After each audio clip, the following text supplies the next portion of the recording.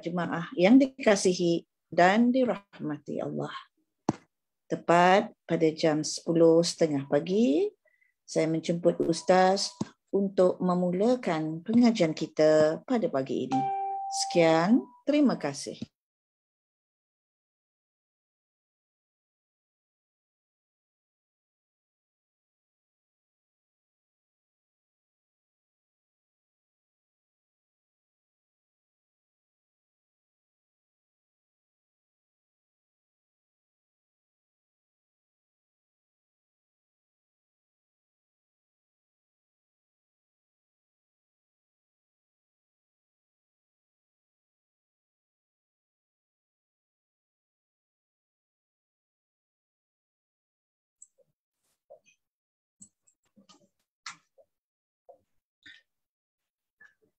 Assalamualaikum warahmatullahi wabarakatuh.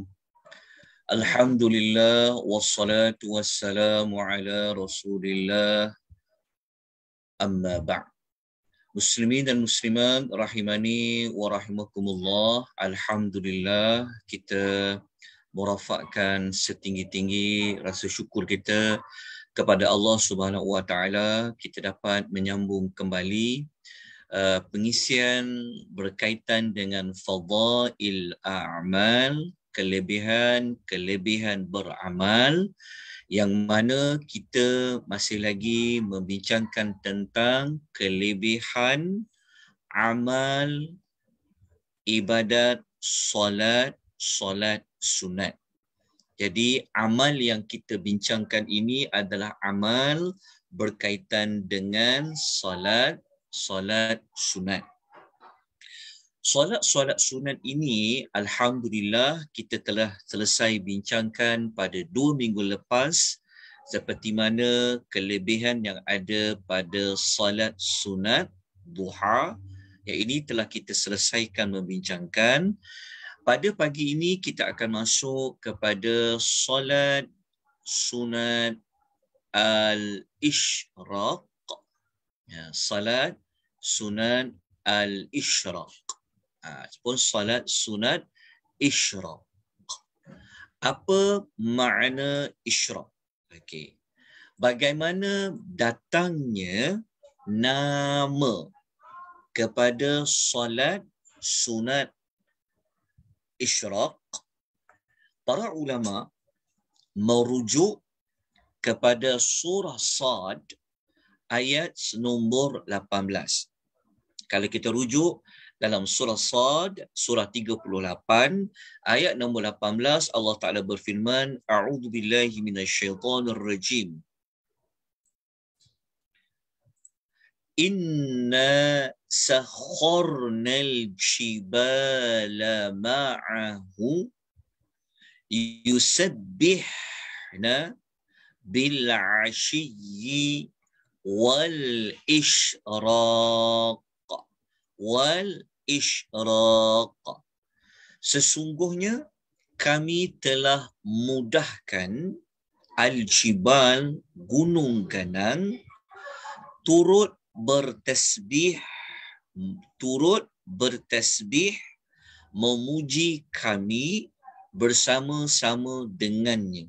Okey, dengannya dekat sini kalau kita lihat pada keseluruhan konteks ayat dalam surah Sad ini, ia merujuk kepada Nabi Allah Dawud alaihi wassalatu wassalam. Hanya dekat sini dia kembali kepada Nabi Allah Dawud alaihi wassalatu wassalam.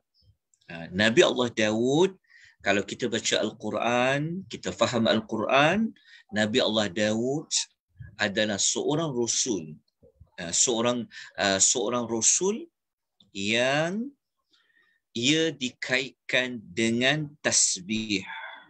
Nabi Allah Daud ini kalau dia bertasbih memuji Allah, maka gunung ganang ni pun akan sama-sama bertasbih dengan Nabi Allah Daud.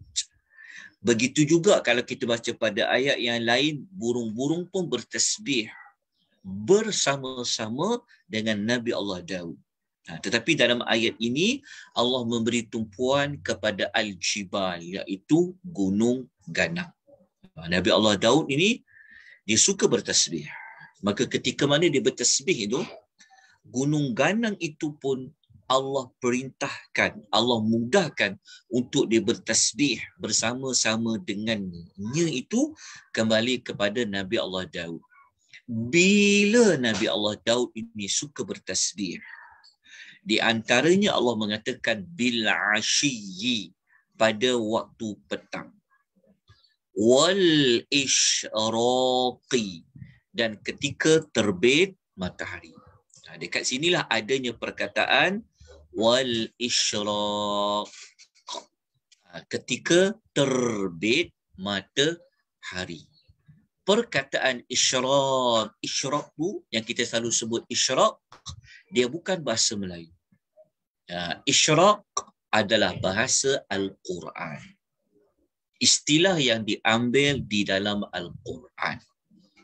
Itu orang Melayu ni banyak mencampur adukkan dia punya vocabnya. Tapi tak apa, bagus juga. Jadi kalau kata salat sunat isyraq, kalau bahasa Melayu, salat sunat terbit matahari. Itu dalam bahasa Melayunya. Tapi dalam bahasa Al-Quran, terbit matahari disebut al-isyraq.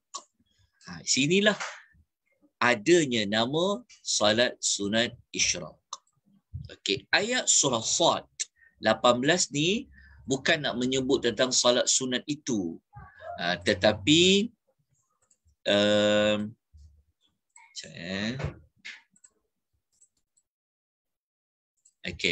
tetapi surah Sad ayat 18 ini menunjukkan dari mana diambilnya perkataan isyraq. Maka Allah sebut dikaitkan dengan kisah Nabi Allah Daud yang bertasbih bersama-sama dengan gunung ganang ketika mana terbit matahari. Jadi kita lihat di manakah kelebihan, apakah kelebihan salat sunat ketika terbit matahari. Kita apabila kita nak buat sesuatu solat, solat ini perkara ibadah, perkara yang melibatkan pahala, perkara yang mendekatkan diri kepada Allah, tidak boleh sama sekali direka. Tak boleh. Tidak ada mana-mana alim ulama, hebat ke dia macam mana sekalipun, kalau dia bukan Rasul, maka dia tidak boleh menyatakan tentang mana-mana ibadat. Rasul SAW pun bergantung kepada wahyu dari Allah Azza wa Jalla. Jadi lepas ni, kalau ada orang mengatakan ada solat sekian, maka kita perlu bertanya, ada tak dilakukan, diperintahkan, dikatakan, dibuat oleh Rasulullah sallallahu alaihi wasallam. Jadi adakah wujud di dalam Islam ini solat sunat isyraq? Perkataan isyraq ada. Tapi solat tu ada ke tak ada? Jawapannya adalah ada. Macam mana kita boleh kata ada? Kerana ada hadis yang diriwayatkan oleh Anas radhiyallahu anhu. Rasulullah sallallahu alaihi wasallam bersabda. Nabi sabda apa? Man shalla subha fi jama'ati. Sesiapa mengerjakan solat subuh dengan berjamaah. Sesiapa mengerjakan solat subuh secara berjamaah. Kalau solat subuh secara berjamaah, kalau bagi orang lelaki khususnya, memang dituntut berjamaah di masjid atau di surau-surau bagi orang lelaki memang sangat dituntut mengerjakan secara berjamaah di masjid atau di surau. Tetapi kalau bagi perempuan, ya, yang digalakkan menunaikan solat di dalam rumah. Bukan solat berjamaah di luar rumah. Kena faham maklumat ini. Nanti kita akan baca hadis-hadis yang di hujung, kita akan sebutkan. Jadi hadis ni dia applicable, dia terpakai kepada perempuan juga. Walaupun kita tahu solat berjamaah ini, kita sebut solat berjamaah ini,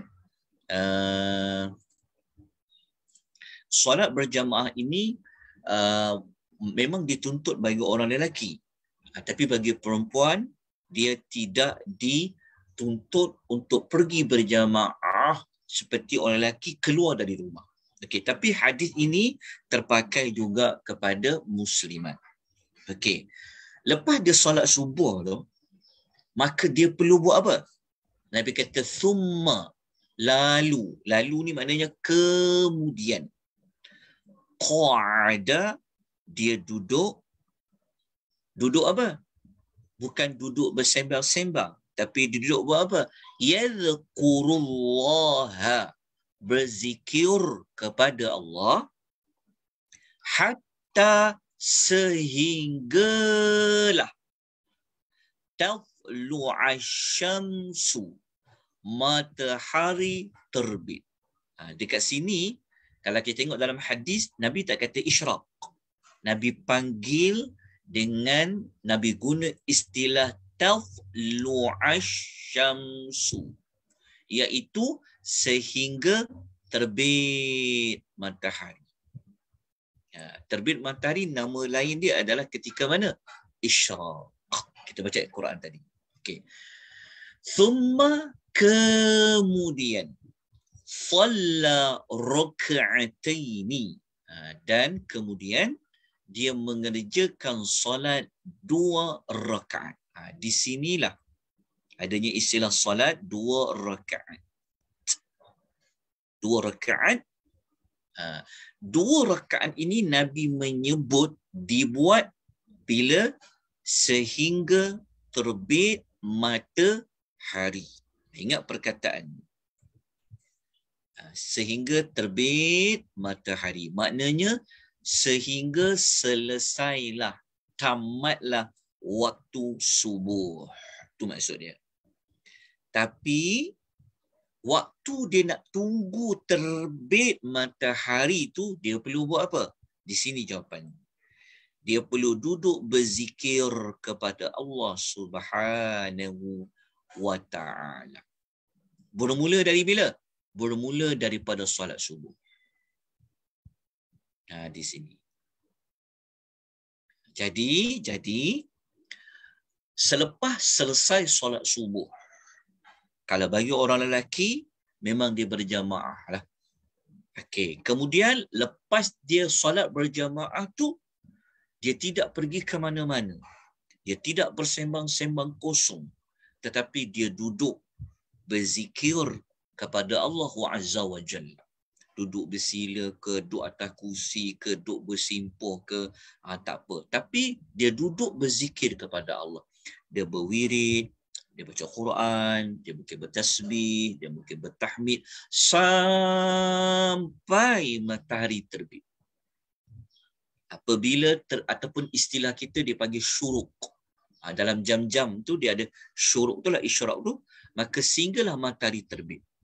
Apabila matahari tu dah terbit, barulah boleh mengerjakan solat 2 rakaat. Sebab itu dinamakan solat sunat isyraq, solat sunat setelah terbit matahari. Maknanya kalau matahari tak terbit, tidak boleh mengerjakan solat sunat isyraq itu. Sebab solat itu dikaitkan dengan terbit matahari. Begitu juga kalau matahari dah lama dah terbit, macam sekarang pukul 10.45, dah tak boleh lagi buat solat sunat isyraq. Sebab apa? Sebab matahari dah terbit, lama dah terbit. Kena faham maklumat. Okey. Kemudian barulah dinyatakan oleh Rasulullah sallallahu alaihi wasallam pahalanya apa? Maka pahalanya kanat lahu.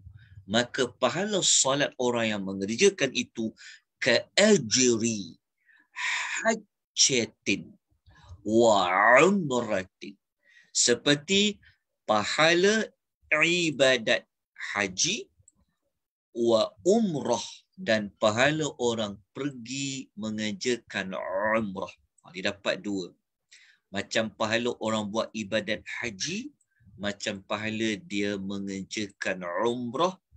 Macam mana dikira? Tammatan, tammatan, tammatan. Sepenuhnya. Allah bagi pahala yang full. Penuhnya, sepenuhnya, sepenuhnya. Okey, dia dapat apa kelebihan dekat sini? Apa fadail dia? Kelebihan dia. Dia dapat pahala haji yang sempurna. Dia dapat pahala umrah yang sempurna. Itulah kelebihan dia. Amal dia apa? Amal dia salat sunat setelah terbit matahari. Tetapi dikaitkan dengan dia buat apa? Mesti dia sembahyang subuh. Kalau dia tak sembahyang subuh, dia sembahyang salat sunat matahari ni, maka salat ini dikaitkan dengan salat sunat subuh. Lepas tu dia kena ambil masa tunggu matahari terbit. Masa nak tunggu tu buat apa? Adalah duduk berzikir kepada Allah Azza wa Jalla. Kerana mengambil masa lepas solat subuh, nak tunggu terbit matahari lama juga tu kadang-kadang nak tunggu. Tapi dia tunggu zikir pada Allah sampai terbit matahari. Kemudian dia sembahyang 2 rakaat. Baru Allah beri kepadanya kelebihan ini. Okey, hadis yang kita rujuk ni dia riwayat Al-Imam Tirmizi. Status hadisnya adalah hasan li ghairihi. Maknanya dia bawah daripada darjat hadis yang sahih. Tapi dia bukan hadis lemah. Hadis ini boleh diguna pakai sebagai rujukan dan juga diguna pakai untuk beramal. Okey. Jelas untuk hadis ni. Jadi kalau orang perempuan, dia lepas dia salat tu, dia kena tunggu lah. Duduk ketika sejadah dia zikir kepada Allah sampai terbit matahari. Kemudian dia pun salat sunat 2 rakaat. Kalau orang lelaki, dia pergilah. Tunggu lepas syuruk. Sebab tu kadang-kadang ada jemaah-jemaah ni, kalau dia tak ada kuliah subuh, kalau tidak ada kuliah subuh, kadang-kadang mereka suka dah. Tak ada ustaz datang berwirid, balik. Jadi dekat sini dia telah dia tak buat solat ni jadi satu kerugian lah.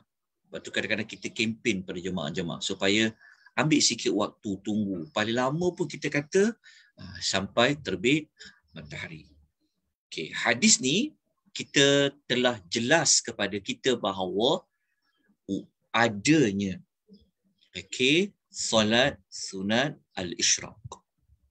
Okey, lagi baru kita bincangkan isyraq dengan duha. Kejap lagi kita bincangkan. Sekarang kita dapatkan dulu maklumat. Ibadat ni ibadat yang kita memerlukan kepada rujukan. Kita bukan ikut-ikut orang. Tapi syarat dia ada kaitan lah. Sebab Nabi sebut perkataan ini, kemudian. Nabi sebut perkataan ini, kemudian. Maknanya dia terikat dengan syarat-syarat tadi. Okay. Solat sunat isyraq ini, kita tengok. Para ulama bincang macam mana solat sunat isyraq. Okay, kita dah tahu dalil dia. Pertama, kita tahu dulu dalil dia. Okay, Alhamdulillah, rahmat Allah. Kita tahu hari ini. Ataupun kita dah tahu pun sebelum ni. Tapi kita lebih mengukuhkan ilmu kita. Okay, sekarang kita nak bincangkan pula. Ini soalan yang selalu ditanyakan oleh ramai orang. Solat sunat isyraq ni, solat sunat apa? Okay. Pendapat pertama kata, ia adalah salat sunat duha juga. Okey, pendapat pertama kata ia adalah salat sunat duha. Duha yang mana? Kena tambah sikit. Yang paling awal sekali. Ini pendapat pertama. Tambah sikit perkataan yang paling awal. Dalam banyak-banyak salat sunat duha yang paling awal dikerjakan ketika mana terbit matahari tadi. Jadi pendapat ulama pertama kata salat sunat isyraq tu adalah salat sunat duha yang paling awal dikerjakan. Maknanya ia sebenarnya adalah salat sunat duha. Tapi salat sunat duha yang dikerjakan paling awal sekali. Kena faham kat situ ya, paling awal. Ini bermakna kalau siapa dah tak nak buat solat sunat duha pada jam 10 pagi, tak apa dah. Sebab dia dah buat solat sunat isyraq tadi. Jika dia berpegang pada pendapat ulama kata solat sunat duha ni yang paling awal ia juga adalah solat sunat isyraq. Ini pendapat pertama. Pendapat di kalangan para ulama yang kedua mengatakan solat sunat isyraq ni solat sunat yang berlainan dengan solat duha.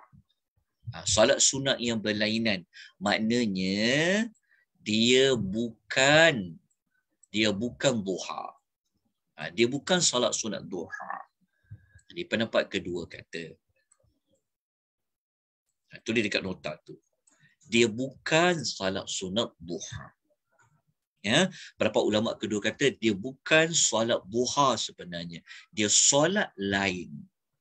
Maknanya kalau pegang kepada pendapat yang kedua, kalau siapa-siapa nak dapat kelebihan salat sunat duha yang telah dibincangkan pada 2 minggu lepas, maknanya dia kena buat solat sunat duha. Maknanya tak cukup dengan dia hanya mengerjakan 2 rakaat solat sunat isyraq, tetapi dia kena buat lagi 2 rakaat solat sunat duha yang lain. Ini kalau kepada pendapat yang kedua. Okey, dapat beza tak antara pendapat satu dengan pendapat dua? Okey, saya buka suara audio perempuan. Dapat beza tak dua pendapat ni? Berbeza, Ustaz. Okey, kita dapat perbezaan dia. Okey, ini bermakna solat sunat isyraq ini dia terbuka kepada perbezaan pendapat di kalangan para fuqaha, para ulama hadis. Maka kita kena berlapang dada dalam isu ini. Berlapang dada dari sudut isu, kalau tuan-tuan mendengar ataupun mengikuti ataupun ada kawan bagi tahu kan salat sunat duha ni bukan isyraq. Ada pendapat itu. Kalau ada pula kawan lain pula cakap salat sunat isyraq tu, salat sunat duha lah tu, tapi yang paling awal. Pun ada pendapat di kalangan para ulama. Jadi kita kena berlapang dada dari sudut maklumat ini. Okey, kita lihat pendapat-pendapat ulama tersebut. Okey. Saya merujuk kepada pendapat-pendapat di kalangan dalam mazhab al-Imam Asy-Syafi'i dari sudut pendapat yang dibincangkan dalam kitab Fiqh Mazhab Asy-Syafi'i. Bukanlah bermaksud pendapat dalam mazhab lain itu ditolak, tidak begitu. Tetapi dari sudut pengamalan di Malaysia ini telah diletakkan garis panduan merujuk kepada pendapat mazhab Syafi'i. Lepas tu kadang-kadang ada fatwa-fatwa mengikut pada kitab-kitab mazhab Syafi'i, maka kita senang kita rujuk terus kepada pendapat ulama dalam mazhab yang bermazhabkan al-Imam Asy-Syafi'i rahimahullahu ta'ala alaih. Okey. Pendapat pertama.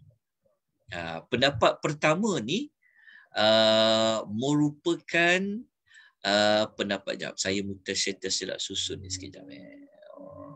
Okey. Pendapat pertama ni, ini yang pendapat kedua tadi itulah, yang dalam kod diagram tadi tu. Yang diagram. Yang kedua. Pendapat pertama ni sebab saya letak berbanding dua pendapat ni. Tapi pendapat pertama ni adalah pendapat yang kita sebut yang kedua tadi. Yang mengatakan ia bukan solat sunat duha. Bukan solat sunat duha. Maknanya dia solat yang lain. Pendapat ini, ingat ya, okey, pertama kita kena tulis dulu. Pendapat ini saya ambil ya dalam kitab yang ditahqiq dalam kitab Sabilul Al-Muhtadin. Kitab Sabilul Al-Muhtadin. Dalam kitab Sabil Al-Muhtadin. Kita kena tulis nama kitab tu. Kalau orang tanya dalam kitab mazhab fiqh Asy-Syafi'i yang mana, kita sebut salah satunya kitab Sabil Al-Muhtadin. Muhtadin. Tulis kitab tu dulu. Nama rujukan dia. Sabil Muhtadin. Kalau orang tanya, kitab ini dikarang oleh ulama mana? Namanya siapa?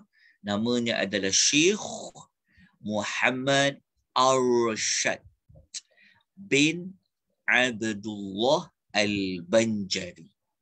Syekh Muhammad Arsyad bin Abdullah Al-Banjari rahimahullahu ta'ala alaih. Okey. Dalam kitab tersebut ada dinukilkan pendapat-pendapat ini. Okey, ada disebutkan pendapat ini. Okey. Jadi ulama di kalangan mazhab Syafi'i yang mengatakan salat sunat isyraq dia bukan salat sunat duha adalah pendapat Al-Imam Al-Ghazali dan juga pendapat Syekh Ibnu Hajar dalam Tuhfah Al-Muhtaj. Syekh Ibnu Hajar dalam Tuhfat Al-Muhtaj. Okay, tulis dulu maklumat ni. Supaya kita dapat mengikuti bagaimana pengamalan bentuk-bentuk fiqh ini. Okay, jadi kalau kitab mazhab Syafi'i, okay. Pendapat ini pun sebenarnya pendapat dua ulama ni, Imam Al-Ghazali rahimahullahu ta'ala alaih. Okey, jap. Imam Al-Ghazali dan juga pendapat Syekh Ibnu Hajar dalam kitab Tuhfah Al-Muhtaj. Mengatakan ia bukan salat sunat duha, salat yang berlainan. Pendapat yang kata salat sunat isyraq itulah salat sunat duha. Itulah salat sunat duha. Ini pendapat yang kita sebut yang pertama tadi. Pendapat yang mengatakan salat sunat isyraq itu adalah salat sunat duha. Ini disebutkan oleh Syekh Ramli dalam Nihayah Al-Muhtaj, juga disebutkan oleh Ibnu Hajar dalam Syarah Al-Ubbab. Ada dua ulama dekat sini. Yang pertama adalah Syekh Ar-Ramli, Syekh Ar-Ramli dan juga Syekh dan Ibnu Hajar dalam Syarah Al-Ubbab. Kita kena nukilkan dua pendapat ulama. Maksudnya pendapat yang kata salat sunat duha tu bukanlah salat sunat al-isyraq, dia solat yang berlainan. Isyraq tu, ini pendapat pertama Al-Imam Al-Ghazali, yang kedua Syekh Ibnu Hajar.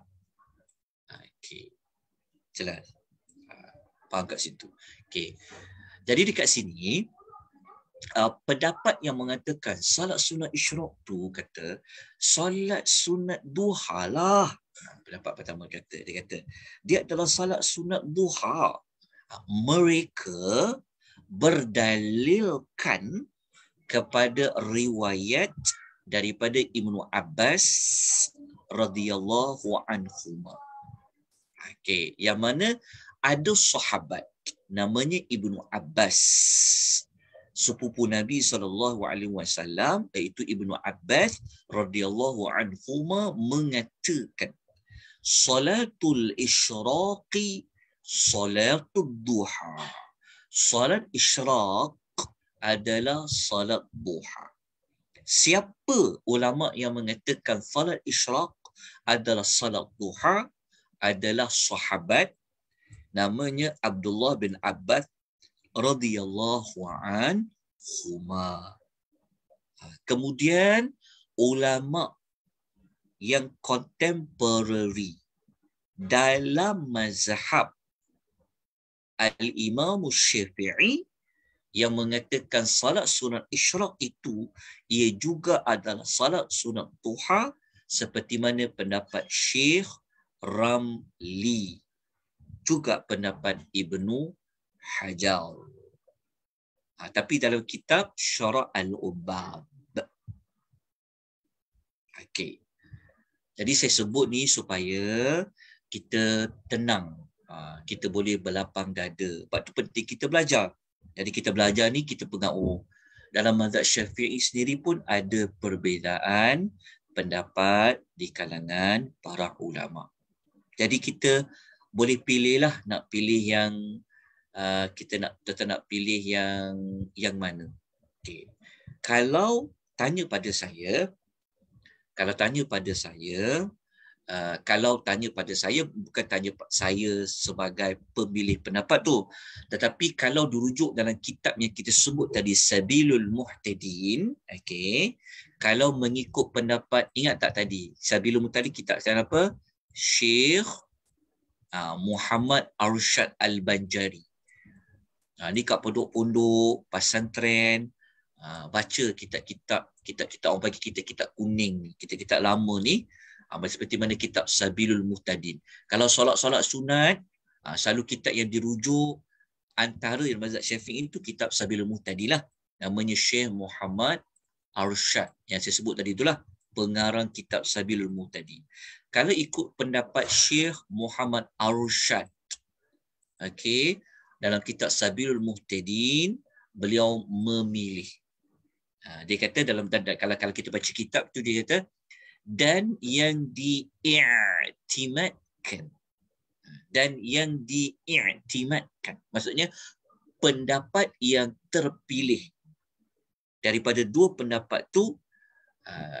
Syekh Muhammad Arsyad Al-Banjari menyebutkan pendapat kedua. Pendapat yang diiktimadkan, yang dipilih dalam dua-dua pendapat dalam mazhab Syafi'i ini adalah pendapat yang mengatakan salat sunat isyraq itu dia juga adalah salat sunat duha. Okey, jadi pendapat yang mana dalam mazhab Syafi'i dalam kitab tadi sebut, yang inilah pendapat yang ini. Pendapat yang diiktimadkan oleh Syekh Ramli tadi dan juga Syekh Ibnu Hajar. Ini pendapat pertama. Tapi bukanlah menafikan ada pendapat kedua. Jadi maknanya siapa-siapa yang pegang pendapat pertama, kalau dia dah buat solat sunat isyraq tadi, maka dia tidak perlu, kalau dia nak buat tak apalah. Tapi kalau dia tak nak buat solat sunat duha pada pukul 9 ke pukul 10, tak apa dah. Sebab dia dah termasuk pada solat sunat isyraq. Okay. Itulah pendapat di kalangan para ulama. Jadi terserahlah kepada kita bagaimana kita nak memegang kepada pendapat-pendapat ini. Okey, yang paling penting sekali semua sepakat ada hadis dia. Ada rujukan dia. Okey. Kalau tak ada rujukan hadis, pendapat mana sekalipun dia dah boleh dibincangkan. Tapi kalau ada hadis, maka dia dibincangkan oleh para ulama. Okey. Jadi kita bincangkan tentang waktu pula. Okey, tentang waktu. Kalau kita nak buat salat sunat isyraq, memang isyraq tu maksudnya terbit matahari, betul tak? Adakah bermaksud sejurus terbit matahari tu kita terus salat? Terbit matahari. Isyraq lah, saya tak perlu tulis lah kot, dah faham kan? Okey, bila waktu dia? Okey. Kalau salat sunat isyraq, dia bermula. Okey, dia bermula. Okey, bermula dia. Okey, bermula dia salat sunat isyraq ni maksudnya salat sunat isyraq dia punya waktu dia masih ada tu bila bermula dari terbit matahari sehinggalah sebelum matahari tegak di atas kepala. Okey. Bila salat sunat isyraq tu bermula setelah matahari naik. Pada matahari naik maknanya terbit lah. Kalau dia tak akan naik kalau tak terbit. Dia terbit dulu, lepas tu dia naik pada kadar segalah, iaitu lebih kurang 1.5 meter naiknya matahari tu, atau kira-kira 12 hingga 15 minit selepas terbitnya matahari.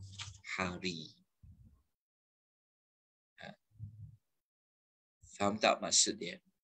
Maksud dia, memang solat sunat isyraq tu namanya solat sunat terbit matahari. Okey, bukan bermakna betul-betul terbit matahari terus solat. Maka para ulama menyebutkan tunggulah sehingga matahari tu naik pada kadar segalah. Kita mungkin tak mampu nak ukur ketinggian naiknya matahari selepas terbit tu, tapi kita boleh mengagak dari sudut waktu. Maka para ulama kata, tunggulah sehingga 12 hingga 15 minit. Tapi ada juga mengatakan sampai 20 minit. Tunggu lepas matahari tu naik. Subuh kita habis pukul berapa? Contoh, kalau subuh kita habis pukul 7. Kalau kita nak legakan, nak tenangkan lagi hati tu, ambillah 20 minit ke 30 minit ke boleh. Jadi 7.30 tu kita dah boleh solat sunat isyraq. Okey, jelas. Ataupun kita boleh ambil antara 12 hingga 15 minit. Kenapa tuan-tuan dan puan-puan? Kenapa? Kerana kalau kita salat ketika matahari terbit, sejurus selepas matahari terbit, ini termasuk salah satu larangan untuk buat solat sunat setelah matahari terbit. Jadi untuk terkeluar daripada larangan mengerjakan solat ketika matahari terbit, maka para ulama mengambil sedikit waktu lagi, baru dilakukan salat sunat isyraq 2 rakaat. Nak baca apa? Fatihah wajib. Surah lain terserah kepada kemampuan tuan-tuan dan puan-puan. Okey. Kalau salat sunat duha pula, macam mana waktunya? Okey, maksud dia, salat sunat duha kalau kita sembahyang isyraq tadi itu bermula daripada isyraq itulah. Bermula daripada terbit matahari, maksud dia selepas waktu syuruk. Maknanya kalau kita tak nak, kalau lah pendapat kata dia nak buat solat sunat duha, so dia buatlah selepas 7.30 lah. Sebab contohnya 7.30 pagi. Okey, 7.30 pagi. 7 pagi tu baru masuk syuruk. Contoh ya. 7 pagi syuruk. Okey, ni adalah waktu syuruk. Jadi selepas setengah jam ke 20 minit ke setengah jam selepas syuruk tu, kita ambillah setengah jam lah untuk mudah faham. Okey, 7:30 pagi. Barulah mulanya waktu duha. Sampai sebelum tergelincir. Ingat ya, tergelincir, bukan terbenam.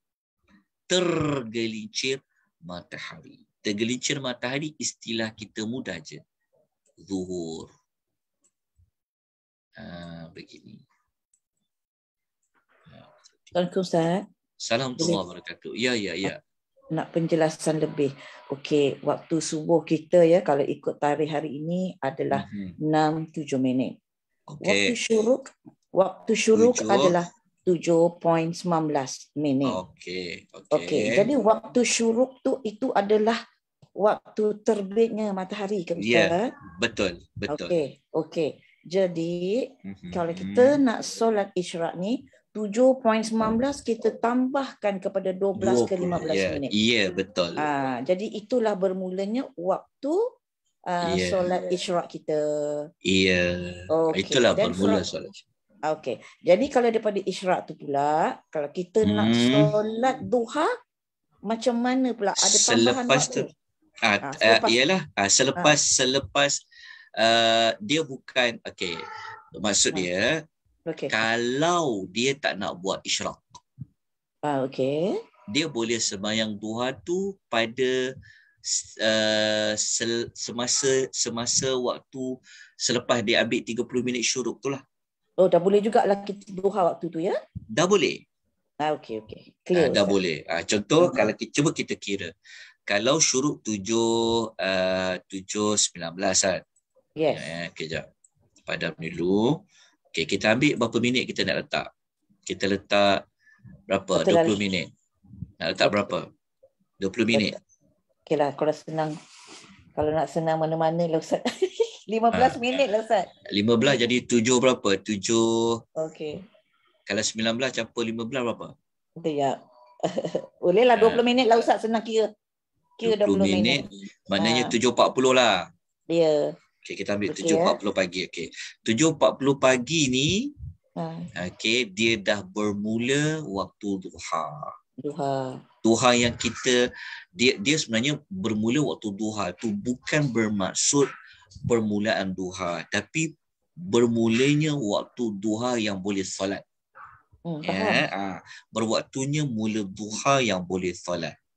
Duha solat lah nama kita namakan dia. Duha solat. Maksudnya duha yang boleh solat. Kita mulalah 7.40 pagi. Cara dia sama ada dia nak buat 2 rakaat isyraq dulu, tambah lagi 2 rakaat duha.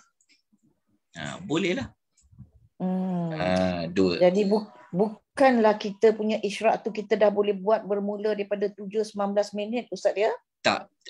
Sebab bukan. Tidak ya? Ni kita terangkan dekat sini. Kita terangkan dekat sini. Dah ada penerangan. Okey. Maksudnya kita kata lebih kurang 5 meter, lebih kurang 1.5 meter atau 12 hingga 15 minit selepas terbit matahari. Maksudnya sebab apa? Sebab apa tak boleh buat pada 7.19 ni?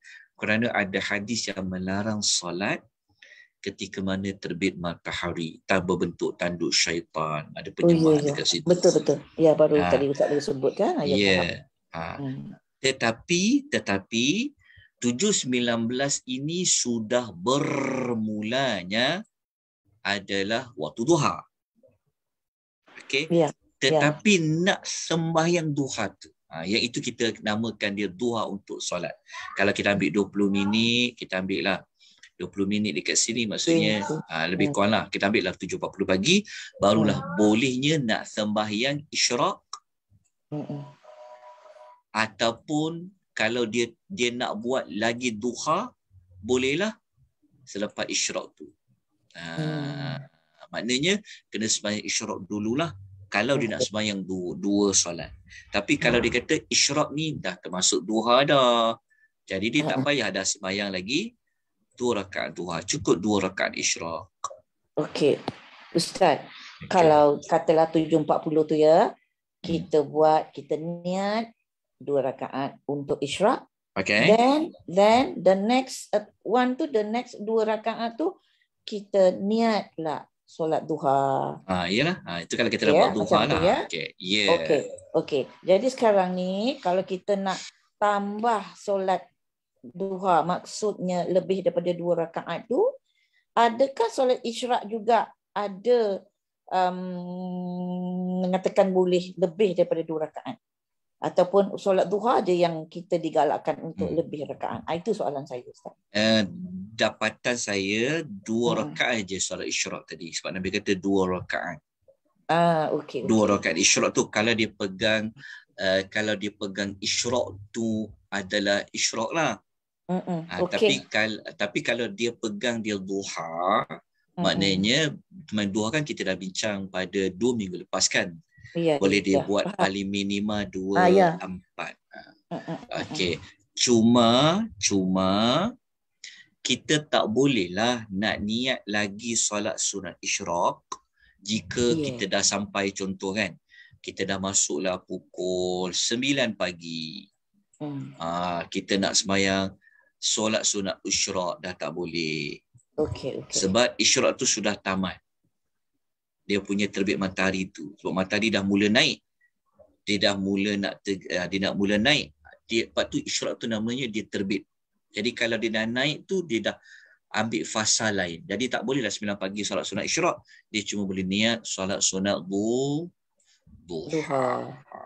Okey. Dalam kes ni kan Ustaz, agak-agaknya limit time untuk isyraq tu pukul berapa, Ustaz? Limit time dia. Dia dah tak boleh kan, bila dah terlebih waktu dah kita dah tak boleh dah solat isyraq tu. Kita dah terus kata duha aja kan. Agak-agak berapa time limit kita untuk isyraq, Ustaz?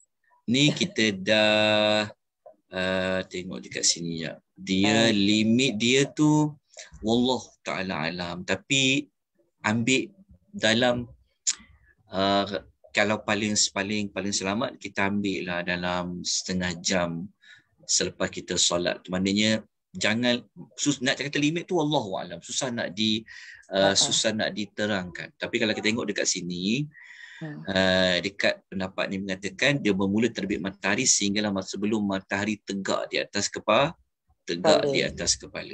Jadi kita tak pandai nak ngagak-ngagak tegak tu kan Ustaz. Jadi kita ambil lah, kalau kita sembahyang start 7.40 pagi tadi, kita letaklah lebih kurang dalam, kita ambil lah, kalau syuruk 7.19 pagi, jadi kita ambil lah dalam sejam ke, contohnya 8.19 tu dah tak boleh dah nak buat solat sunat syuruk ke. Sebab jangan sampai pada waktu yang duha yang anak-anak unta sedang bergerak itulah. Jadi jangan masuk ke situ dah. Jadi kita nak agak pukul berapa tu wallahu alam lah. Tapi kita ambil dalam kiraan yang normal terbit matahari. Sebab matahari dia bergerak. Bergerak kan. Jadi kalau kau tunggu sampai 2 jam tu macam dah tak bergerak, dah tak terbit tu, dah lama dah terbit. Jadi dah sesuai. Wallahu alam bissawab. Yalah, to be safe kan Ustaz. Kalau sekarang ni 7.19, dalam 7.19 yang tambah pada situ, kita buat paling awal. The rest tu kita buat je lah duha kan Ustaz. Buat je lagi 2 rakaat. That will be safer lah Ustaz. Okey, terima kasih Ustaz. Okey, jangan. Okey. Dah selesai dah isu ini yang dipertanyakan selama ni tentang beza isyraq dan juga duha. Wallahu ta'ala alam. Okey. Jadi kita pergi kepada solat sunat yang satu lagi. Ada 2 lagi solat sunat ni yang kita akan bincangkan. Tapi dah nota tu saya bagi pada solat sunat berwuduk je. Nanti kejap lagi kita akan masuk solat-solat ni. Tasbih ada, ni pun kita pernah belajar, kita ulang sikit je tasbih ni. Lepas tu kita nak masuk solat, masuk dan keluar daripada rumah. Ini kita akan belajar pada pagi ni. Nak masuk rumah, kerjakan 2 rakaat. Apabila nak keluar rumah, kerjakan salat 2 rakaat. Ini kita akan bincangkan sebentar lagi. Cuma nota, saya tak berikan lagi nota yang ni. Nota ni saya belum beri lagi. Okey. Jadi jangan bimbang. Nanti saya akan berikan. Lepas tu nota untuk salat sunat tasbih, saya dah pernah berikan pada tajuk amalan penghapus dosa. Salat sunat tasbih, nak cari hadisnya di mana, sudah diletakkan, sudah pun kita belajar secara ringkas pada tajuk amalan penghapus dosa. Saya ulang sekali lagi kerana kita nak letakkan di bawah satu tema kelebihan salat-salat sunat. Lepas tu saya ulang sekali lagi. Berbincangkan tentang salat sunat tasbih. Okey. Jelas ya? Okey, kita masuk salat sunat berwuduk. Okey. Salat sunat berwuduk ini dia mesti dikaitkan dengan perbuatan berwuduk. Kalau tak berwuduk, tidaknya ada salat sunat selepas berwuduk. Okey. Jadi seperti yang kita lalui sesi yang pertama tadi, maka kita kena cari dulu, ada ke salat sunat lepas berwuduk ni? Orang kata ada. Kita yang belajar ni, kita tak nak hanya orang kata. Tambah lagi bab ibadat ni. Jangan salah. Okay? Jadi kita kena cari rujukan dia. Mana rujukan dia? Ada tak hadis? Ada tak pernah Nabi buat? Ada tak pernah Nabi perintah buat? Okay. Jadi kita tengok dalam hadis. Rasulullah SAW bersabda, okey, ini Nabi SAW bertanya ya, sebenarnya kepada Bilal. Okey, Nabi SAW bertanya kepada Bilal. Bilal bin Rabah. Bilal bin Rabah sangat masyhur nama dia di kalangan para sahabat, kerana dia adalah salah seorang tukang azan di zaman Rasulullah sallallahu alaihi wasallam. Okey. Salat sunat selepas berwuduk ini adalah salat sunat yang diiktiraf, yang diberikan pengakuan oleh Rasulullah sallallahu alaihi wasallam, yang mana sabda Nabi sallallahu alaihi wasallam, katakan kepadaku. Aku ni adalah Rasulullah sallallahu alaihi wasallam. Nabi cakap dekat siapa ni? Nabi cakap dekat Bilal bin Rabah tentang satu amal yang paling engkau harapkan manfaatnya dari apa yang telah engkau perbuat di dalam Islam. Maknanya Nabi SAW bertanya kepada Bilal. Nabi tanya, kalau kau buat amal, kalau kau buat amal-amal soleh ni, amal mana yang kau sangat harap Allah bagi balasan dia dalam kau buat amal. Jadi Bilal pun cakaplah. Lepas tu Nabi SAW menjelaskan kenapa Nabi tanya tu. Kan? Nabi kata, ini kerana sesungguhnya malam tadi tu maknanya dalam mimpi Rasulullah sallallahu alaihi wasallam. Ingat ya, mimpi Rasulullah ini adalah wahyu. Okey, jadi Rasulullah kata, sesungguhnya malam tadi aku mendengar suara seliparmu, okey, di depanku di dalam syurga. Nabi cap bunyi kasutnya Bilal. Yang Nabi dengar tu, bukan yang Nabi dengar tu, Nabi dengar juga ketika Nabi berada di waktu malam dalam mimpi Nabi sallallahu alaihi wasallam. Okey, Lepas tu hadis ni panjang lagi lah, cuma hadis ni kita terus sambung. Apa jawapan Bilal? Bilal jawab dekat sini. Okey, tapi sebelum tu kita tengok dulu hadis yang kedua. Hadis yang kedua ni kita akan dapat lagi penambahan maklumat. Okey, hadis yang kedua Nabi SAW kata kepada Bilal, "Ya Bilal." Hadis kedua ni kita akan dapat maklumat. Oh, Nabi cakap dekat siapa? Hadis pertama tadi jawapan kat sini ada, "Ya Bilal." Orang kita pun ambil nama Bilal. Jadi orang yang tukang azan kat masjid pun orang panggil dia tu siapa? Dia tu Bilal. Bilal tu nama orang. Bilal tu bukan gelaran.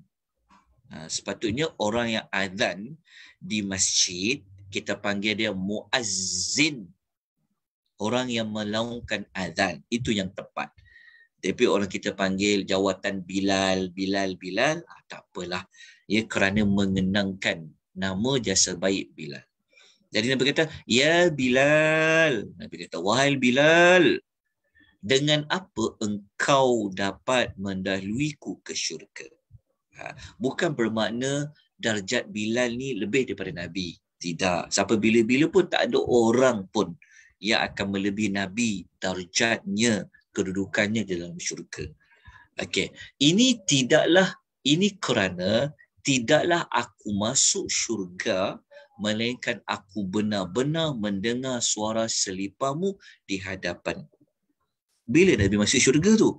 Nabi kata, sesungguhnya semalam aku masuk ke dalam syurga dan aku mendengar suara bunyi seliparmu. Jadi dekat sini tau. Dekat sini kelebihan amal ni apa? Kita tak tahu lagi amal dia apa. Cuma amal ini amal yang dikaitkan dengan apa? Dikaitkan dengan syurga. Nabi masuk syurga. Dikaitkan dengan syurga. Jadi kelebihan amal yang Nabi tanya kepada Bilal ni adalah amal tu membawa orang itu, iaitu Bilal, berada di dalam syurga. Jadi Nabi pun bertanyalah kepada Bilal. Maka apa jawapan Bilal? Kita pergi kepada hadis yang pertama ya. Okey. Bilal berkata, "Aku tidak melakukan satu perbuatan pun dalam Islam yang paling aku harapkan manfaatnya selain bahawa tidaklah aku berwuduk dengan wuduk yang sempurna." Okey, ambil kata kunci ni. Wuduk dengan sempurna. Bilal ni, dia kata, dalam banyak-banyak amal yang aku sangat harapkan pahala dari Allah, ganjaran dari Allah, beri manfaat kepada aku. Dia kata, kalaulah aku berwuduk dengan wuduk yang sempurna, tak kisahlah, dia kata, pada malam hari ke, pada siang hari ke, melainkan kemudian aku mengerjakan salat dengan wuduk itu. Dia kata, mengerjakan salat dengan wuduk itu. Dengan wuduk itu. Wuduk yang diambil waktu bila? Kalau diambil waktu malam, dia salatlah selepas berwuduk itu waktu malam. Kalau dia ambil wuduk tu pada siang, dia akan salatlah dengan wuduk itu pada waktu siang. Nampak tak perkataan? Sama ada malam ataupun siang.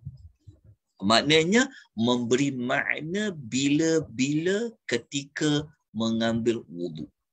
Dia akan salat dengan wuduk itu sebanyak yang Allah tetapkan bagiku untuk aku melakukan. Ikut kemampuan Bilal. Hadis riwayat Muslim. Di mana yang kata salat sunat wuduk ni? Ingat kata kunci ni. Dia kata kemudian kan? Dia kata kemudian kan? Maknanya mula-mula dia kena ambil apa? Mula-mula dia kena berwuduk. Dekat sini dia berwuduk. Berwuduk. Orang Melayu istilahnya air semayang lah. Betul lah tu, tak apa. Air yang diambil untuk solat. Air tu apa? adalah berwuduk lah. term Arab dia wudu. Wudu. Okey. Kalau waw bari atas wudu, air yang nak diambil berwudu. Perbuatan mengambil sembahyang tu dipanggil wudu.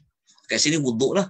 Lepas tu dia kerjakan salat dengan wudu tu. Dekat sini datangnya salat selepas berwuduk. Kenapa kita kata selepas berwuduk? Kerana Bilal kata aku berwuduk dulu, kemudian aku mengerjakan salat dengan wuduk itu. Okay, nampak cara pengambilan maklumat ini.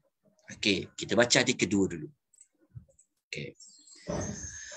Hadis kedua, Bilal berkata, tidaklah aku mengumandangkan azan melainkan aku mengerjakan solat sunat 2 rakaat.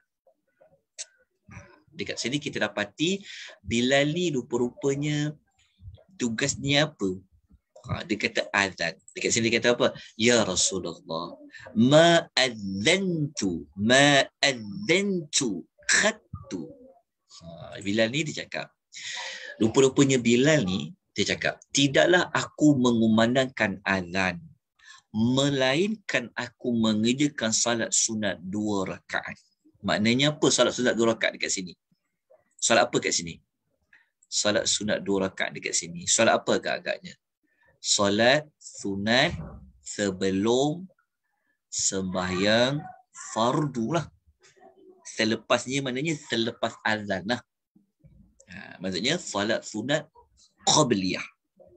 Dan tidaklah aku berhadas melainkan aku segera berwuduk dan aku merasa wajib mengerjakan solat 2 rakaat kerana Allah. Dekat sini bila kata tidaklah aku berhadas melainkan aku akan segera berwuduk, maknanya dekat sini dikaitkan dengan dia mengambil dulu air wuduk. Dia berwuduk terlebih dahulu. Lepas tu dia buat apa? Dia solat 2 rakaat. Wuduk, kemudian solat. Nampak tak susunan dia? Dia wuduk, lepas tu dia solat. Okay. Adakah perbuatan Bilal ini betul? Okay. Kita tengok Nabi kata apa. Lalu Rasulullah sallallahu alaihi wasallam bersabda, dengan keduanya itu. Apa dengan keduanya itu? Iaitu dengan dia mengerjakan 2 rakaat. Nampak tak 2 rakaat? Berarti 2 rakaat. Okey. Engkau memperoleh ini semua. Nabi kata dengan keduanya itu, maknanya salat sunat 2 rakaat selepas berwuduk tadi, engkau dapat semua ini. Ini semua merujuk kepada apa? Merujuk kepada apa? Merujuk kepada Nabi dengan. Okey, Nabi kata apa? Nabi kata, Nabi mendengar suara selipar Bilal di mana tu? Ketika mana Nabi masuk syurga. Masuk syurga. Di sini. Maknanya Nabi nak cakap, Nabi nak bagi pengiktirafan. Kan? Nah, maknanya sunnah Nabi lah ni. Kan? Nabi kata, oh, sebab engkau solat 2 rakaat selepas berwuduk itulah. Kan? Engkau dapat berjalan di dalam syurga sehingga kan Nabi dapat dengar suara tapak selipernya Bilal di hadapan Nabi di dalam syurga. Maknanya Bilal ni masuk apa? Bilal ni dapat masuk syurga. Kenapa dia boleh masuk syurga? Antara yang dia buat dalam hidup dia. Itu kita kena ambil yang hadis pertama tadi tu. Dia kata tidaklah aku berwuduk dengan wuduk yang sempurna, siang ke malam dia akan buat salat selepas berwuduk itu. Daripada dua-dua hadis ini, tengok hadis kedua riwayat At-Tirmizi. Daripada dua-dua hadis ini kita mendapati bahawasanya apa? bahawasanya ringkasan daripada kisah Bilal tadi tu apa? Mula-mula dia buat apa? Dia akan wuduk dengan sempurna. Kita dah belajar dah kelebihan wuduk. Masih ingat lagi tak? Siapa masih ingat kelebihan berwuduk yang kita dah belajar?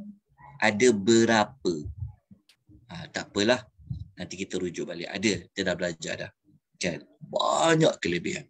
Lepas tu, lepas wuduk dengan sempurna, tak kisah siang ke, malam ke, pagi ke, petang ke, tengah hari ke, Bilal akan buat apa? Dia akan salat berapa rakaat? 2 rakaat. 2 rakaat. Sebab tu para ulama mengatakan solat sunat wuduk ni dia tidak terikat kepada waktu-waktu yang dilarang. Maknanya tak terpakai waktu larangan tersebut. Dia boleh dibuat selagi mana dia berwuduk. Contoh kalau ketika mana dia berwuduk ketika matahari terbit. Dia boleh sembahyang lepas wuduk tu. Sebab kata Bilal tadi, dia kata apa? Tak kira sama ada siang ataupun malam. Menunjukkan bila-bila setiap kali dia berwuduk. Bermakna solat selepas wuduk ini boleh dilakukan walaupun di waktu-waktu larangan, ya Ustaz? Ya. Betul ya? Okey. Clear. Terima kasih. Okay. Selesai untuk hadis ini. Okay, dapat ya? Okey.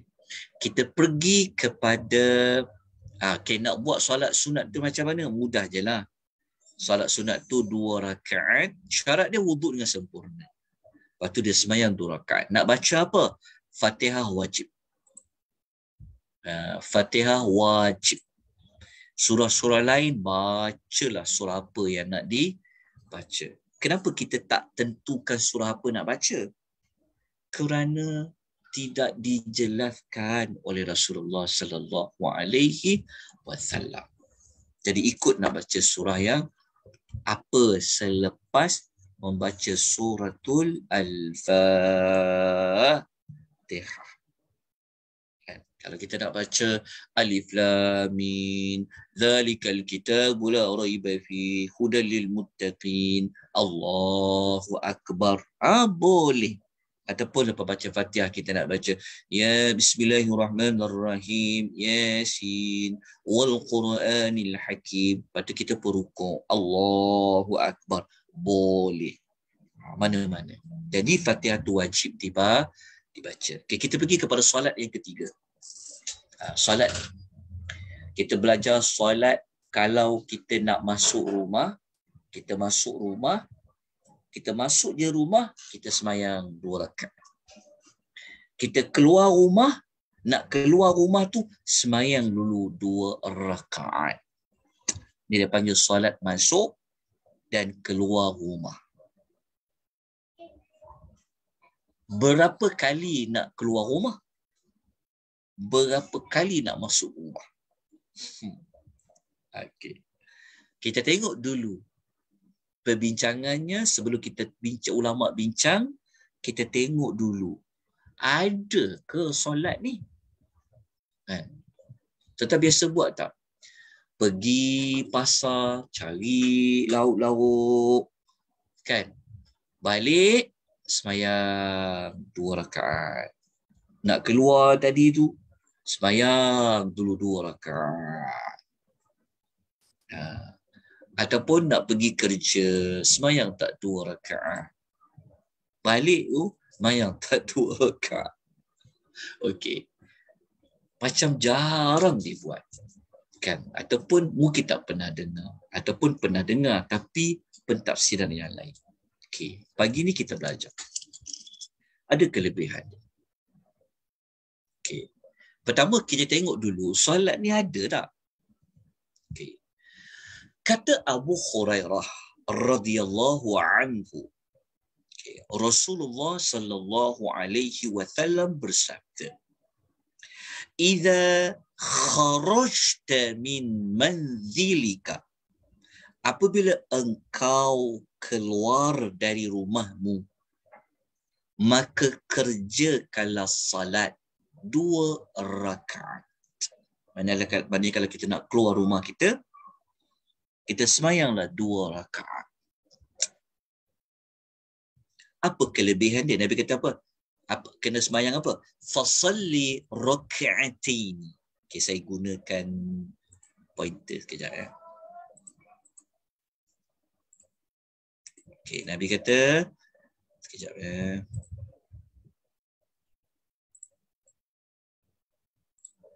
Okay, Nabi SAW kata apa? Apabila engkau keluar dari rumahmu, maka kerjakanlah salat 2 rakaat. Okay. Apa kelebihan dia? Yamna'anika min makhrajis su'i. Nescaya keduanya tu apa? Kedua-dua rakaat tadi itu akan mencegahmu dari tempat keluar yang buruk. Maksudnya, kalau luar daripada rumah kita ada benda buruk yang akan berlaku, tempat yang kita nak pergi tu ada keburukan, 2 rakaat tadi tu akan dapat menghalang kita daripada tempat keluar yang buruk. Sebab kita nak keluar rumah. Jadi nak pastikan di luar rumah tu, tempat kita keluar daripada rumah kita itu selamat atau sebagainya, maka ia dapat dibuat dengan 2 rakaat ini. Kalau kita faham hadis seperti itu, lepas tu Nabi SAW berpesan lagi, wa idza dakhalta ila manzilika, dan jika engkau masuk ke rumahmu, fasalli rak'ataini, maka kerjakanlah salat 2 rakaat, yamna'anika min madkhalis su'i, akan mencegahmu dari tempat masukmu yang buruk. Kalau kita masuk rumah pula, kita tak tahu apa ada keburukan pada tempat kita nak masuk dalam rumah tersebut. Maka yang menghalang kita dalam rumah kita itu perkara-perkara yang buruk yang akan berlaku. Mungkin kita bawa bersama benda yang buruk, kita tidak tahu. Maka 2 rakaat sembahyang setelah masuk ke dalam rumah itu mencegahmu dari tempat masuk yang buruk. Okay. Ini ada hadis dia. Ada hadis tak? Kita kata ada hadis dia. Okay. Tapi belum selesai lagi. Kenapa belum selesai lagi? Kerana kita nak tengok dulu langkah kedua. Hadis ni status dia macam mana? Langkah pertama, kita tengok dulu rujukan dia. Okay, ada hadis dia. Kan? Sebab tajuk kita adalah solat masuk dan keluar rumah. Ia ke tidak ni? Ada ke tak ada ni? Katakan. Kan? Sebab Islam pun ni tak mayang pun. Keluar je lah. Nak masuk pun macam tu juga. Okay. Kita orang yang belajar, kita nak jadikan ibadat ni satu ibadat lah, solat ni. Perbuatan ni, maka kita kena ada sandaran dia. Kerana dia ibadah. Ibadah tak boleh reka-reka. Okey, kalau reka-reka tu dipanggil bid'ah. Jadi ada tak hadis? Ada hadis dia. Oh, ada hadis dia. Okey, langkah kedua, jangan cepat-cepat guna hadis ini. Kita kena pergi langkah kedua, tengok dulu. Apa status hadis ini? Status dia. Okey. Hadis ini, dia sumber hadis ni daripada Al-Bazzar. Dalam Kashful Ashtar, ada kata dalam musnad dia, nombor hadis ni 8567. Dan juga hadis riwayat Ad-Dailami dalam Al-Firdaus, nama kitab tu, nombor hadis 1096. Ini sumber dia. Ini saya beri, kita belajar, kita belajar macam ni kita nak beramal. Ini sumber dia. Sumber hadis ni. Okay, tapi status hadis ni apa? Hadis ni dinilai dia sebagai hadis hasan. Hadis hasan ni dia bawah sedikit daripada darjat hadis sahih. Kalau kita belajar hadis sahih,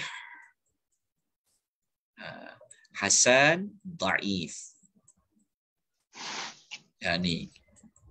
Okey, hadis lemah. Dhaif ni maksudnya hadis lemah. Jadi hadis ni dia bukanlah sahih, dia bukanlah lemah. Tapi dia duduk kategori hasan. Hasan ni maknanya kuat jugalah. Boleh diguna pakai. Okey. Siapakah para ulama? Okey, para ulama yang menghukumkan hadis tadi ni sebagai hasan. Okey, tengok di bawah di keterangan dia. Ni keterangan dia. Jadi kalau ada orang tanya, okey, ada ke amal tu? Tak pernah dengar pun. Kita kena ingat ya, tak semua benda kita tak pernah dengar, ia tidak ada. Tak semua perkara kita tak pernah buat, ia tidak ada.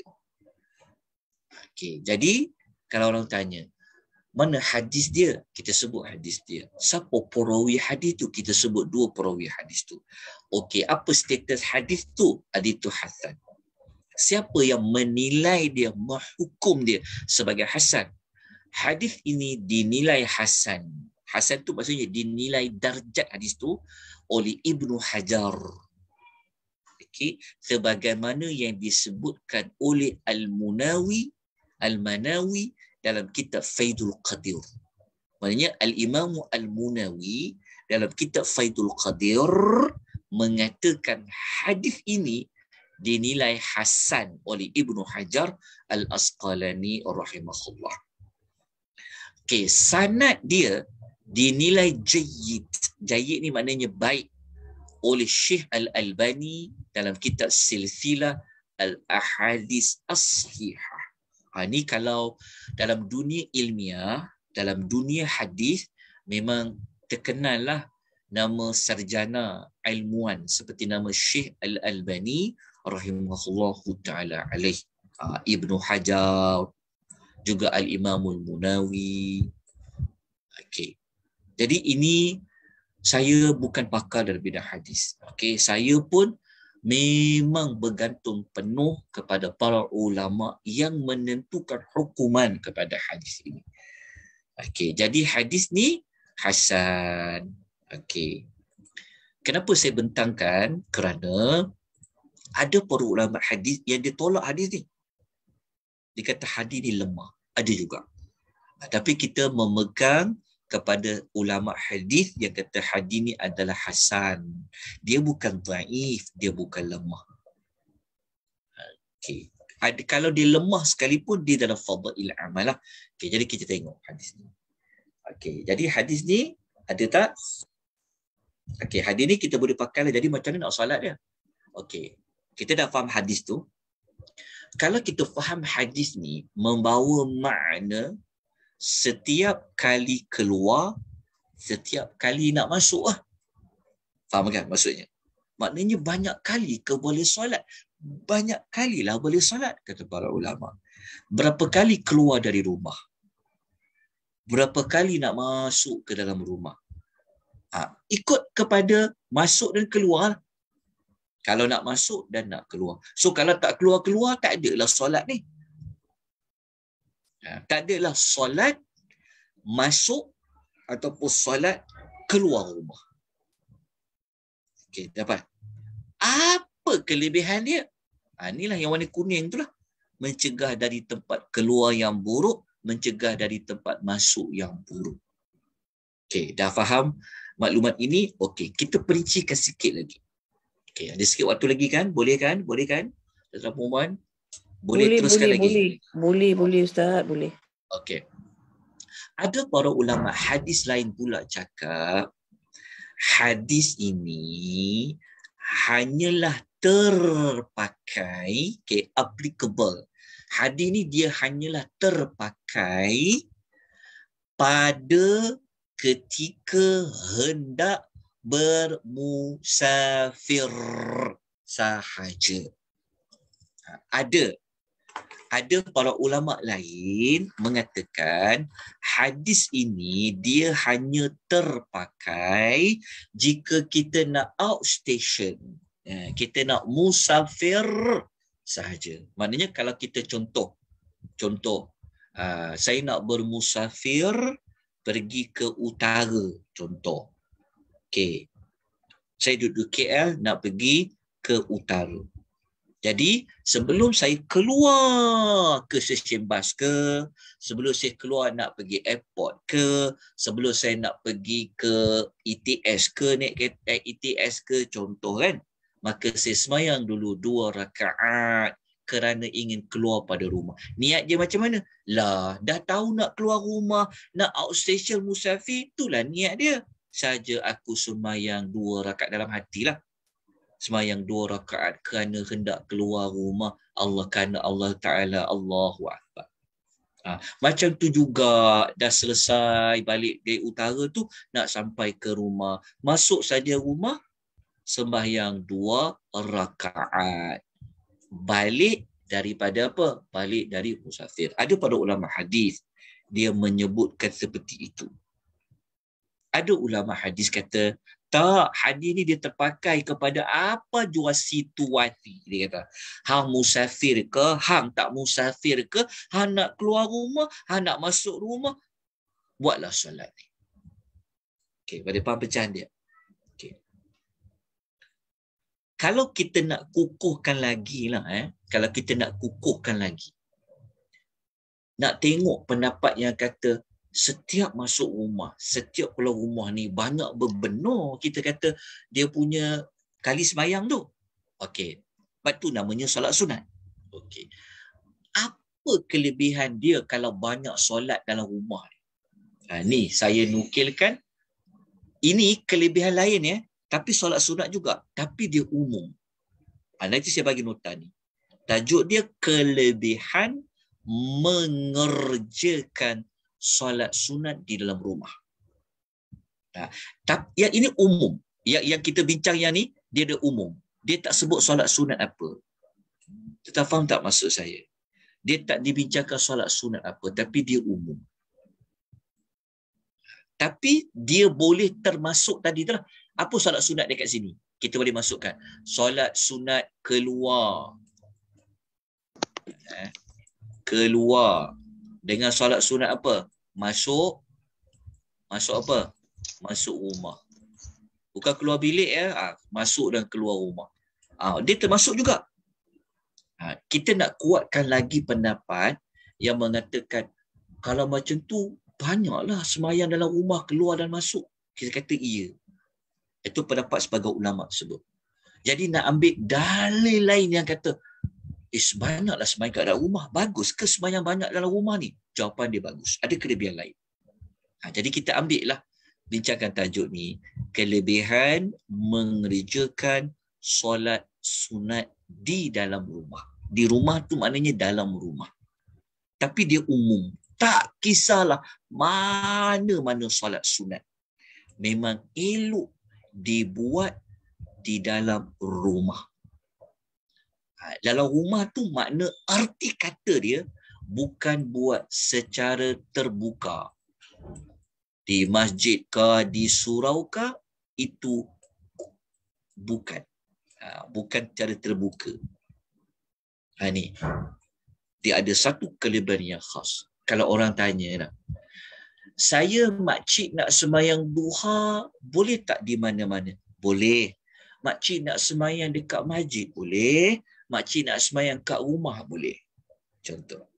Okay, lepas tu ditanya pula soalan lain. Antara makcik nak sembahyang duha dekat rumah dengan makcik nak sembahyang duha dekat masjid, mana lebih afdal? Kita kata dalam rumah. Dalam rumah. Nampak tak beza? Dalam nak buat bentuk orang ramai tengok kita sembahyang duha terbuka pun boleh. Nak buat secara diam-diam pun boleh. Tetapi yang terbaik, nak dapat gandaan pahala yang lebih baik, buatlah ia di dalam rumah. Okay, pada faham tak maksud dia? Ini kelebihan lain ni. Ini masuk bawah tajuk fadail amal yang lain. Tapi dia umum, dia ambil semua. Termasuklah kepada persoalan, kalau saya nak sembahyang sunat zuhur, kan? Saya nak sembahyang dekat masjid, boleh tak sembahyang sunat sebelum zuhur? Boleh. Saya nak sembahyang dekat rumah sebelum pergi masjid, boleh tak? Boleh.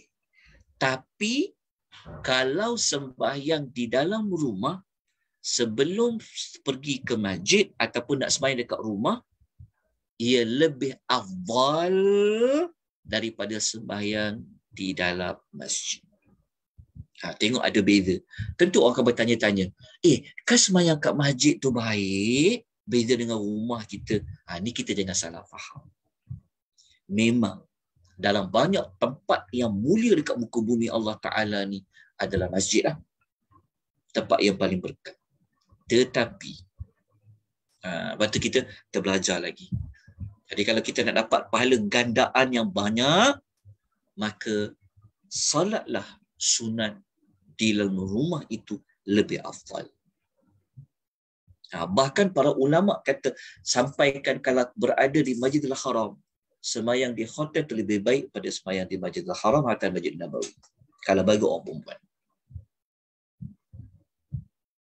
Nanti kita kupas lagi bab tu. Dia ada hadis dia. Okey, kejap ya. Terjelas kan? Faham tak maksud ni? Ini maknanya Ustaz hanya untuk kaum wanita aja kan Ustaz? Tak, termasuk juga lelaki. Lelaki. Yeah. Okay. Kalau kaum wanita, dia ada spesifik hadis solat tu. Kalau solat berjamaah tu, kaum wanita dia ada spesifik lagi. Okay. Tapi lelaki dia termasuk juga hadis ni. Okay. Kalau kita nak sembahyang tasbih, sembahyang elok kat mana? Gandaan pahala di rumah. Kita nak sembahyang solat sunat apa? Taubat di rumah. Kita nak sembahyang solat sunat rawatib di rumah. Tak kira lah nak sebelum ke selepas. Nak sembahyang duha di rumah. Kita nak ambil kelebihan ni. Yang kadang-kadang kita tak guna kelebihan ni sebenarnya. Dia berbeza. Buat yang wajib dengan buat yang sunat, dia ada dua beza tempat. Jelas kalau contohlah, kalau saya duduk hattakan kalau sembahyang sunat, hatta kita duduk berhampiran dengan Masjid Nabawi ke, hotel kita kan, sembahyang di hotel sembahyang sunat tu lebih afdal daripada sembahyang di sunat di dalam masjid. Kalau kita ada ilmu. Itu memang sesuatu yang baru Ustaz. Kita duk ingat memang di Masjidil Haram tu yang lagi bagus dengan apa-apa solatnya. Tapi sekarang Ustaz. Nanti kita bincang rujukan dia. Ini kita baru sebut bab dia sebab kita nak kukuhkan maklumat keluar dan masuk rumah tu. Kan? Sebab ada ulama hadis yang dia kata hadis yang masuk dan keluar rumah tu ada yang kata dia terpakai kepada solat musafir. Nak musafir saja. Tapi ada ulama kata tak, ia terpakai nak buat berapa kali pun buatlah. Kerana kelebihan yang kita nak kejar tadi. Jadi nak kukuhkan lagi maklumat ni, maka kita akan baca hadis-hadis yang mengatakan memang Nabi perintah. Nabi perintah memilihlah solat di dalam rumah. Apa kelebihan dia? Apa kelebihan dia? Sebab tu dengan ilmu, kita akan dapat banyak pahala kalau kita faham. So kalau kita ada kesempatan, kita ada ruang, kita pilihlah cara yang terbaik. Sebab dalam hidup kita kan, dalam bab dunia kita suka nak ambil yang terbaik. Kita nak makanan yang paling sedap, kita nak pakai baju paling cantik, betul. Kita nak pakai kenderaan yang paling selesa, betul tak? Kita nak rumah yang paling lah. Tapi dalam bab ibadat, kadang-kadang kita tak seusaha, tak sesungguh dalam perkara dunia nak cari yang terbaik. Dengan ilmu lah yang boleh memberikan kita jalan. Ada orang dia nak buat yang terbaik, tapi dia tak tahu. Sebab itu kita belajar. Kita upgrade lagi ibadat kita daripada yang baik kepada lebih baik. Cuma kita tak sempat nak bincang pada tengah hari ini sebab kita pun dah jam 12. Ya, saya pun ada tetamu juga yang hadir di rumah ni.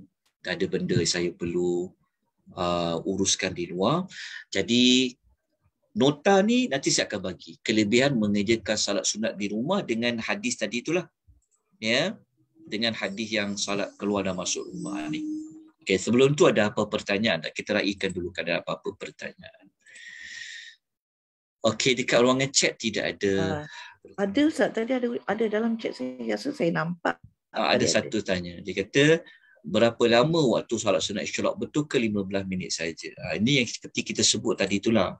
Maknanya dia tak boleh ambil terlalu lama sehingga terbit matahari tu dah bukan terbit lagi. Jadi kena buat cepatlah. Kena buat cepat. Okey. Kemudian